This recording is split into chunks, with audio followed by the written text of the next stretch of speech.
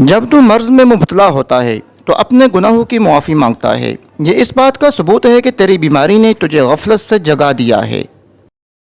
تمہاری پریشانیاں تمہاری بے ادبی اور ناشکری سے جڑی ہوئی ہیں۔ شفاعت کے وقت سرکار دو عالم صلی اللہ علیہ وسلم کے الفاظ کی خوشبو گناہگار کے لیے جاں فضا ہوگی۔ خواہش کے سانپ کو ابتدا میں ہی مار دینا چاہیے، اگر دیر کرو گے تو یہ بڑھتے بڑھتے اژدہا بن کر تمہارے قابو سے باہر ہو جائے گا۔ اپنا تن اور من صاف رکھو، کیا خبر کب اپنے رب سے ملاقات ہو جائے۔ اگر تمہیں زندگی کی حقیقت معلوم ہو جائے تو بے شک تم کوئی اور ساتھی نہ چنو گے سوائے اللہ اور اس کی محبت کے۔ ساری کائنات کی حرکت کا سبب عشق ہے، کائنات کا ہر ذرہ کمال کا خواہش مند ہے۔ اپنے آپ کو چھوٹا نہ سمجھو، تم بے خودی کے عالم میں خود ایک کائنات ہو۔ ٹوٹا ہوا دل خدا کی توجہ کھینچتا ہے، خوش نصیب ہے وہ روح جو خدا کے لیے روتی ہے۔ خوف خدا ایک ایسا چراغ ہے جس میں نیکی اور بدی صاف نظر آتی ہے۔ 1000 قابل انسان مر جانے سے اتنا نقصان نہیں ہوتا جتنا ایک احمق کے صاحب اختیار ہو جانے سے ہوتا ہے۔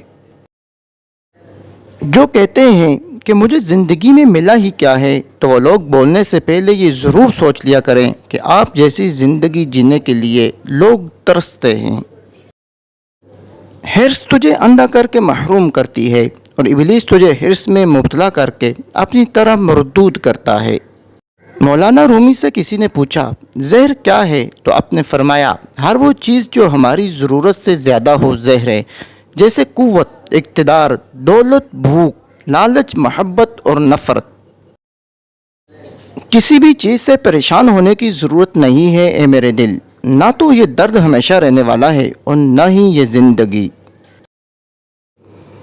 محبوب بننا تو ہر کسی کے بس میں نہیں، لیکن عاشق بننا تو بہت آسان ہے۔ اگر اللہ نے تمہیں اپنا محبوب بنا لیا تو تم اللہ کے عاشق بن کر زندگی کا لطف اٹھاؤ، کیونکہ شدید محبت کا حقدار صرف اللہ تعالیٰ ہے۔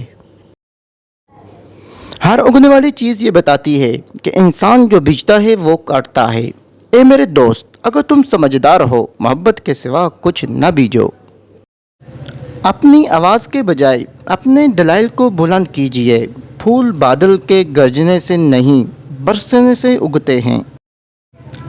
اگر کوئی شخص آپ کے غلط سوال یا جواب پر خاموشی اختیار کر دے تو سمجھ لینا کہ وہ شخص کردار میں آپ سے بڑا ہے۔